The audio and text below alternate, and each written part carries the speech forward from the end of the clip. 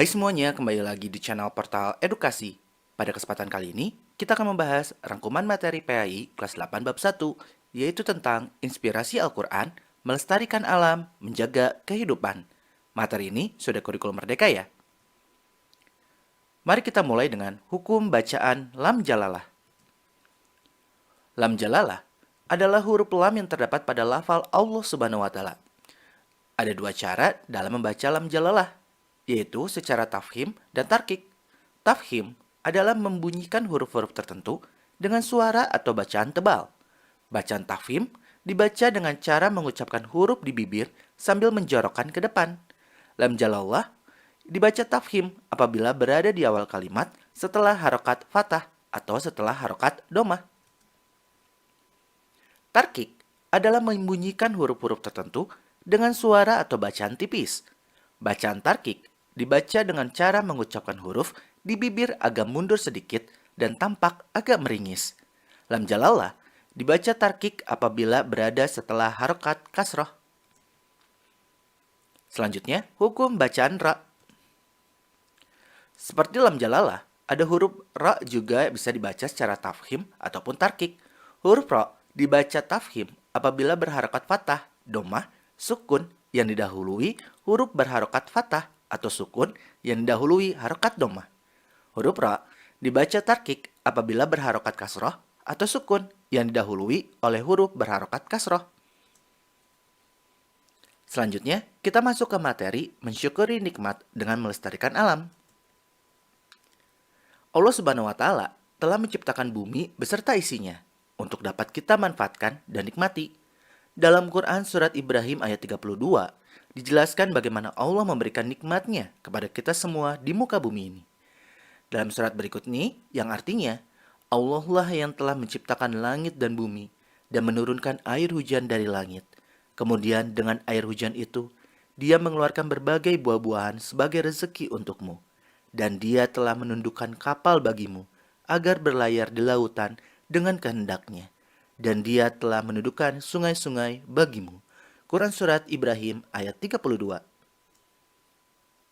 Terlihat jelas nih dalam surat tersebut bagaimana karunia Allah Subhanahu wa Ta'ala sangatlah besar untuk kita semua. Dia menurunkan hujan dari langit sehingga muka bumi ini subur. Tentu juga dengan adanya sungai dan laut membuat manusia dapat memanfaatkan hal tersebut sebagai sumber makanan dan penghasilan.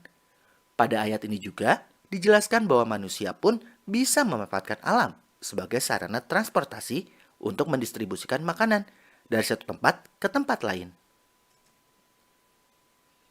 Selain menurunkan air yang sangat kita butuhkan, Allah Subhanahu wa Ta'ala juga menciptakan hewan di bumi ini, sebagaimana dijelaskan dalam Quran Surat Az-Zukhruf ayat 13 berikut ini, yang artinya, agar kamu duduk di atas punggungnya, kemudian kamu ingat nikmat Tuhanmu, apabila kamu telah duduk di atasnya, dan agar kamu mengucapkan, Maha Suci Allah yang telah menundukkan semua ini bagi kami, padahal kami sebelumnya tidak mampu menguasainya. Quran Surat Az-Zukhruf ayat 13. Dalam surat tersebut dijelaskan bahwa manusia dapat memanfaatkan hewan, baik sebagai sumber makanan maupun sebagai alat transportasi untuk mendistribusikan sumber-sumber daya melalui jalur darat. Kita sebagai manusia yang beriman, tentu saja sudah seharusnya mensyukuri nikmat-nikmat tersebut. Namun, seringkali manusia kufur atas nikmat tersebut dengan berbuat semena-mena yang menyebabkan kerusakan alam. Sebetulnya, kerusakan yang disebabkan oleh tindakan manusia ini sudah disebutkan oleh Allah Subhanahu wa Ta'ala dalam Quran Surat Ar-Rum ayat 41 berikut ini, yang artinya, telah tampak kerusakan di darat dan di laut, disebabkan karena perbuatan tangan manusia. Allah menghendaki agar mereka merasakan sebagian dari akibat perbuatan mereka, agar mereka kembali ke jalan yang benar. Quran Surat Ar-Rum ayat 41. Dalam surat tersebut, kerusakan alam diistilahkan dengan al-fasad, yang berarti kerusakan. Kerusakan yang dimaksud, itu ada dua makna nih. Ada kerusakan alam dan kerusakan sosial. Kembali lagi, sebagai manusia, kita harus bisa mensyukuri nikmat yang telah diberikan. Dengan memahami bahwa semua yang ada di alam ini merupakan nikmat Allah Subhanahu wa Ta'ala. Maka manusia akan terdorong untuk mensyukurinya, yaitu dengan cara menjaga dan melestarikannya sesuai dengan tujuan penciptaannya. Selanjutnya, kita masuk ke materi peran pelajar muslim dalam melestarikan alam.